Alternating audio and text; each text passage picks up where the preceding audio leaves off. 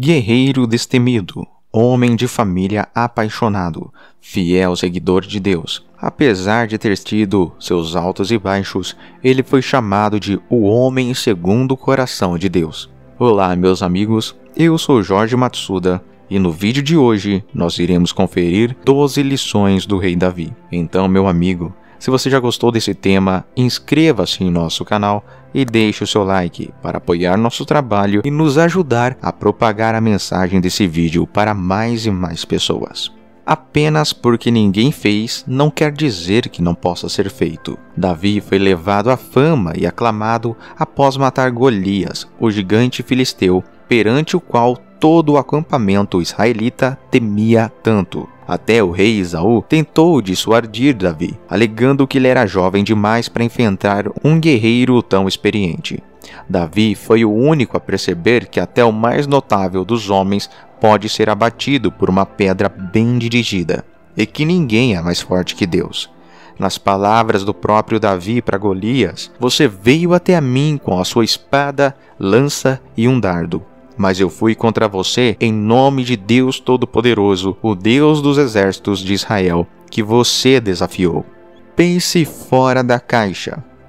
Quando o rei Esaú sentiu inveja do sucesso de Davi, ele foi forçado a fugir para a terra dos filisteus, os inimigos de Israel. Sabendo que a sua reputação como herói o tornava amplamente reconhecido, Davi mudou a sua fala perante os olhos deles e fingiu insanidade na frente deles. E ele escreveu sobre as portas da entrada e deixou sua saliva descer por cima da barba. O raciocínio rápido de Davi fez os filisteus não lhe darem importância. Com isso, a sua vida foi poupada. Na vida sempre há uma solução, mas pode não ser a mais óbvia. Pegue a estrada certa. O rei Esaú perseguiu Davi através do deserto, desesperado para encontrá-lo e o matar. Certa vez, quando Esaú estava na própria caverna onde Davi se escondia, os parceiros de Davi o encorajavam a finalmente matar o homem que tinha tornado a sua vida miserável sem motivo algum.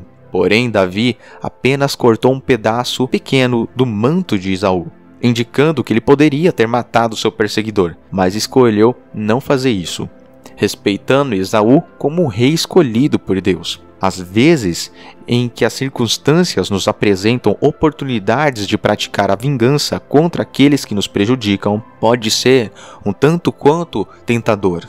Mas, como Davi, podemos pegar a estrada certa, podemos perder a batalha, mas vencemos a guerra da moralidade. Nunca se esqueça de Deus. Quando Davi finalmente foi colocado sobre o seu trono em Jerusalém, ele não ficou contente com seu conforto e procurou construir um templo para Deus. Por fim, ele foi informado que não seria ele a construir a casa de Deus em Jerusalém. Aquele seria o trabalho do seu filho Salomão. Mas não foi por falta de boa vontade da sua parte. Não se preocupe com o que os outros podem pensar. Quando Davi levou a arca sagrada a Jerusalém, ele dançou com toda a sua força e entusiasmo perante o Eterno. A rainha Mical, filha do rei Esaú, achou desagradável para um rei mostrar tamanha emoção em público. Quando ela o criticou por permitir que até as pessoas simples o vissem nesse estado, Davi explicou as suas ações dizendo que Deus o tinha escolhido para se tornar rei sobre Israel. Mesmo se ele fosse diminuir a si próprio, disse ele, estava confiante que quem assistisse iria honrá-lo. Quando deixamos de lado as nossas preocupações com a opinião pública para servir a Deus na maneira que sabemos ser correta, as pessoas nos respeitam pela nossa força de convicção. Aceite repreensão. Após Davi agir indevidamente com Betseba e ter o marido dela, Urias, morto, Natã contou a Davi sobre um homem rico que roubou uma ovelha de um homem pobre como uma maneira de demonstrar como o rei estava errado por ter tirado Betseba do seu marido. O rei aceitou humildemente a crítica do profeta e admitiu que tinha pecado. Isso faz um claro contraste com o comportamento do seu predecessor, Esaú, que repetidamente negava ter pecado contra o profeta Samuel. Como Davi, devemos reconhecer quando agimos errado, pedir perdão, admitindo e corrigindo as nossas falhas.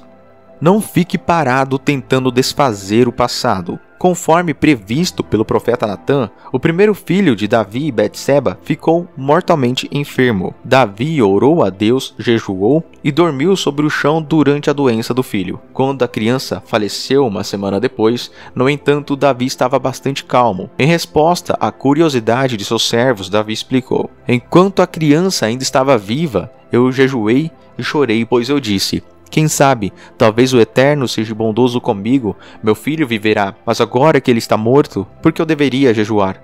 Posso trazê-lo de volta novamente? Davi sabia que seu filho tinha ido embora para sempre e escolheu se concentrar em consolar a sua esposa. Há um tempo para orar, há um tempo para chorar e há um tempo para retomar a vida. Ame a sua família até a morte. Davi sofreu tremendamente nas mãos de sua família. Seu sogro, o rei Esaú, o rondava incessavelmente. O seu filho Absalão o expulsou de Jerusalém. Davi não era tolo, fez questão de se proteger, mas mesmo enquanto eles tentavam prejudicá-lo, ele mostrava amor a ambos. Na verdade, mesmo enquanto perseguido pelos soldados de Absalão, Davi instruiu seus guerreiros a serem gentis com seu teimoso filho, e ele pranteou a ambos após as suas respectivas mortes violentas. Use sabiamente seus recursos. Enquanto acampava fora de Jerusalém, temendo um ataque por parte de seu filho Absalão, Davi estava acompanhado por seus amigos e seguidores leais. Entre eles estava um idoso e sábio. Reconhecendo que esse idoso não tinha muita utilidade num campo de batalha, Davi o enviou a Jerusalém, onde ele poderia se infiltrar, colocado como um apoiador de Absalão. Na verdade, em mais um exemplo, o conhecimento e a sabedoria desse senhor salvou. Seja um amigo leal. Jonathan, filho de Esaú, e Davi era um improvável par de amigos, que prometeram que sua amizade se estenderia para seus filhos. Muitas vezes, Jonathan arriscou a sua própria vida para salvar Davi dos cruéis planos de Esaú.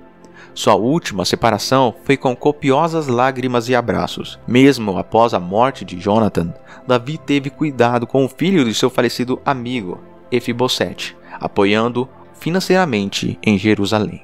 O sangue corre mais grosso que a água, e a amizade é mais profunda que o sangue. Valorize seus amigos e trate-os com lealdade e devoção. Procure acordo. Enquanto Davi estava distante de Jerusalém, o servo de Efibosete, Ziba, caluniou seu chefe, dizendo a Davi que Efibosete estava esperando se tornar o rei de Israel. Davi decretou que a riqueza de Efibosete, em grande parte presente de Davi, fosse dada a Ziba. Mas quando a guerra acabou, ficou claro que Efibosete tinha se mantido leal a Davi.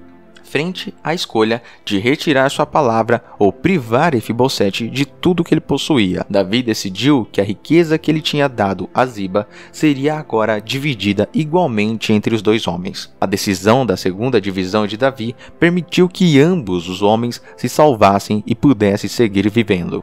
Às vezes, um acordo é a melhor solução quando se tem duas alternativas imperfeitas. Na verdade, citando a declaração da Escritura de que Davi fez julgamento e bondade, os sábios dizem que Davi era conhecido por criar acordo. Nunca é tarde demais. No decorrer de sua carreira, Davi sofreu pelo mau humor e vingança de seu capitão. Apesar de suas melhores tentativas, Davi nunca conseguiu se livrar de seu capitão. Em seu leito de morte, dando instruções finais a Salomão, seu filho e sucessor, Davi pediu a ele para assegurar que Joabe seria punido pelos seus numerosos atos de traição. Como Davi não pôde realizar tudo, você não precisa mover montanhas. Faça aquilo que pode, peça aos outros para ajudar, e deixe Deus juntar as peças. Nas palavras dos sábios, não é sua tarefa terminar o mundo, mas nem você está livre de ser absolvido disso. Meus amigos, eu espero que vocês tenham gostado desse vídeo. Se você gostou, deixe um comentário aqui pra gente e compartilhe esse vídeo com os seus amigos. Fiquem com Deus e até o nosso próximo vídeo. Tchau, tchau.